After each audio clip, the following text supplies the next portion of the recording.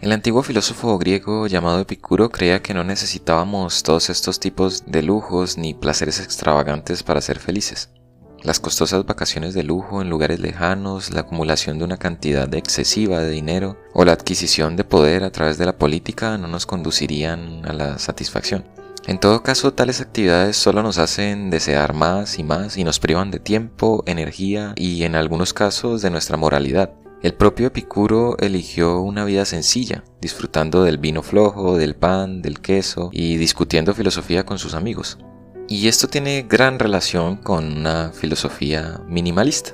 Normalmente las personas usan la palabra minimalismo en diferentes contextos, es decir, que puede verse interpretada de diferentes maneras. Por ejemplo, en la música el minimalismo es un estilo que se caracteriza por la sencillez. Existe también el arte minimalista, que utiliza únicamente formas simples y abstractas, pero también existe el minimalismo como una forma o estilo de vida, en el cual se minimizan las posesiones para deshacerse de alguna forma del desorden innecesario, por ejemplo. Estas formas de minimalismo entonces parecen tener algo común, y es que utilizan lo mínimo necesario para lograr un objetivo, ya sea una buena pieza musical, una buena obra de arte o un entorno de vida un poco más agradable. Nos preguntamos entonces, ¿será que podemos aplicar este principio también a nuestro bienestar general? ¿Cómo podemos vivir una vida un poco más feliz, un poco más próspera, sin pensar tanto en las deudas, en el dinero y sin arruinarnos financieramente hablando? ¿Cómo podemos aprender entonces a estar satisfechos sin pensar en el costo de esto? ¿O cómo podemos aprender a ser ricos con solo lo mínimo? Y es que varios filósofos del pasado arrojaron algún tipo de idea o luz sobre estas cuestiones. En este video entonces vamos a explorar diferentes puntos de vista sobre lo que nosotros conocemos como riqueza, sobre el deseo, sobre el placer y el cómo ser rico puede ser bastante más barato de lo que pensamos. Tener demasiado dinero o demasiadas posesiones materiales no necesariamente hace que alguien sea considerado rico. Normalmente, no siempre, pero normalmente las personas ricas anhelan acumular mucho más recursos, mucho más dinero, pero siempre tienen miedo de perder. Viven normalmente con estrés, con desconfianza hacia los demás y a veces están completamente aislados del mundo.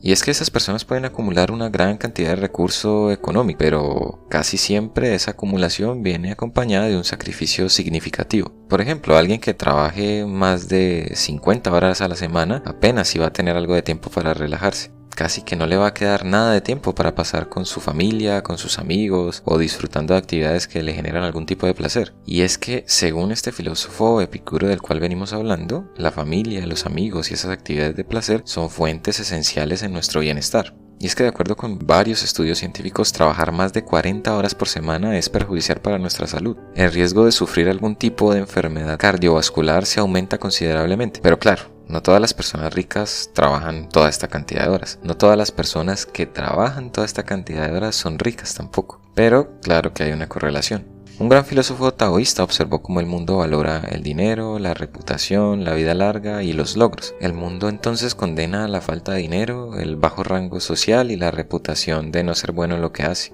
Y es que más de 2 milenios después de este filósofo taoísta, las cosas no han cambiado. La gente sigue valorando ese tipo de cosas y aborreciendo las que les acabo de mencionar. La gente normalmente va a buscar lo que el mundo valora y evitar lo que el mundo aborrece. Y si a las personas se les priva de aquello que buscan, van a experimentar pánico, desesperación, frustración. Y es que la gente está tan preocupada por su vida que la misma ansiedad que se tiene se vuelve algo insoportable, incluso cuando ya se han conseguido las cosas que se creía que se querían. Algunas personas hacen su vida entonces intolerable, llevándose a ellos mismos a querer conseguir más y más recursos que en la realidad no van a poder ni siquiera utilizar. Y haciendo eso se alejan de sí mismos y se agotan como si fueran esclavos de otros. Aquí es donde vemos entonces que parece haber una desventaja significativa en el concepto de trabajar duro para divertirse duro.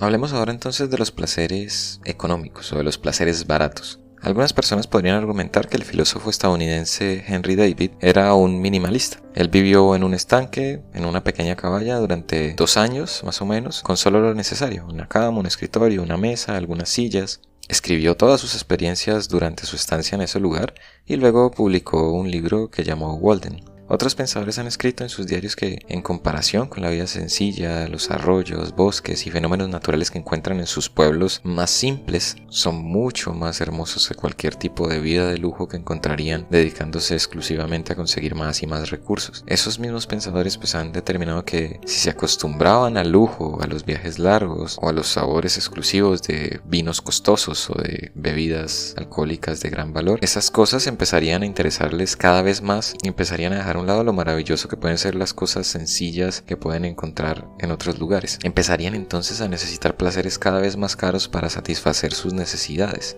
Por ejemplo, alguien que viva en París y que quiera volver a su pueblo natal podría pensar que eso se convertiría en volver a un lugar miserable o en tener un trato miserable consigo mismo. Y es que las molestias y el aumento del coste de vida son consecuencias que tenemos nosotros mismos por desarrollar gustos o por desarrollar algún tipo de atracción por cosas que van más allá de nuestras necesidades básicas.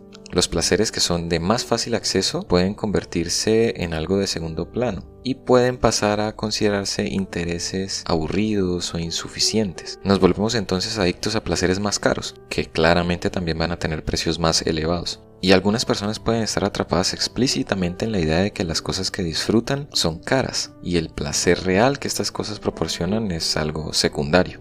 Estos filósofos entonces se centraron en los placeres más comunes y en los fenómenos cotidianos, cosas que podían de alguna manera percibir con sus sentidos. Por ejemplo, el poder observar animales durante sus paseos diarios, poder ver la naturaleza, las conversaciones que tenían con sus vecinos. Lo que analizaron y pensaron estos filósofos nos lleva a entender entonces que la persona más rica no es la que más tiene, sino la que más está satisfecha con lo que tiene.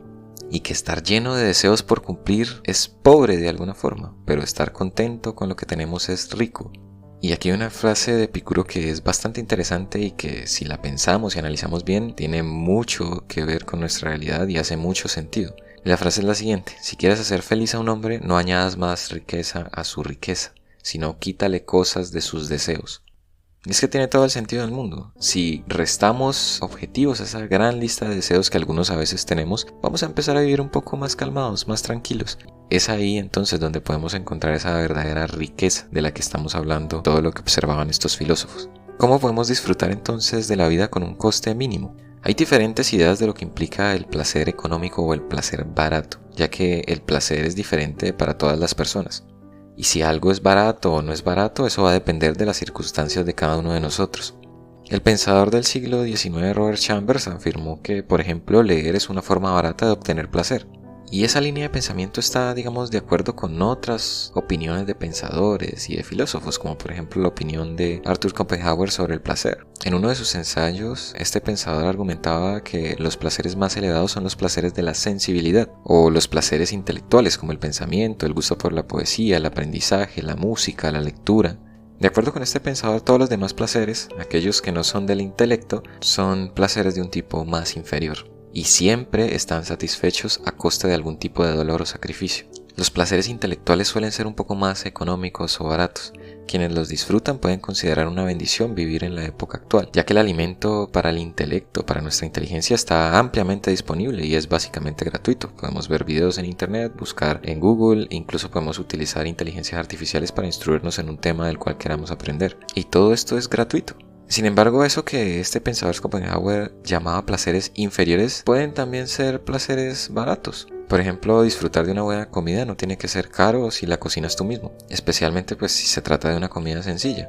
Por ejemplo, otro placer económico puede ser caminar, el cual tiene, claro, un precio que es la energía muscular, pero no es demasiado. Es básicamente una actividad gratuita que genera placer. Miremos entonces qué placer es el más placentero, por decirlo de alguna forma, y que al mismo tiempo es el más económico. Y Epicuro, el filósofo del cual hemos venido hablando, tenía una respuesta para esto. Hablaba de que su filosofía distinguía los placeres en movimiento de los placeres estáticos. Los placeres en movimiento implican actividad para satisfacer el propio deseo. Por ejemplo, ir a un restaurante cuando se tiene hambre. Y es que según Epicuro, los placeres de más valor son los placeres pasivos. Por ejemplo, la falta de malestar o simplemente el estar feliz o contento. Epicuro pensaba entonces que los placeres móviles requieren demasiado esfuerzo y que perseguirlos podría llegar a ser también peligroso. Claramente ese esfuerzo y peligro van a depender del mismo tipo de placer que se está buscando. Por ejemplo, abrir la nevera y sacar algo de comida pues no va a requerir mucho esfuerzo. Y en la mayoría de las ocasiones pues claramente no es peligroso. Pero por ejemplo el placer de viajar alrededor del mundo va a requerir que ganemos y ahorremos mucho dinero, que vayamos de un lugar a otro, que negociemos con personas, que nos mantengamos seguros en lugares que no conocemos, por ejemplo. Eso requiere gran cantidad de esfuerzo. El placer estático o el placer pasivo, por el contrario, no requiere ningún esfuerzo. Es simplemente el sentimiento de satisfacción después de que nuestras necesidades básicas están satisfechas. Y es que, tal como decía Schopenhauer, a su vez, la felicidad puede reconocerse como la paz o estar en paz, estar tranquilos. Pero para lograr esa paz, esa calma, esa tranquilidad, tenemos que lograr de alguna manera reducir un fuerte impulso de la naturaleza humana al que llamamos voluntad de vivir. Y esto sí que va a ser un desafío, ya que requiere de un grado tal de fortaleza mental que no está reservado para la gran mayoría de los humanos. Entonces volvemos a tener el mismo problema. ¿Cómo logramos obtener ese placer estático? ¿Será que sí existe alguna manera de estar satisfecho tan a menudo como sea posible sin convertirnos en alguien que requiera gran esfuerzo?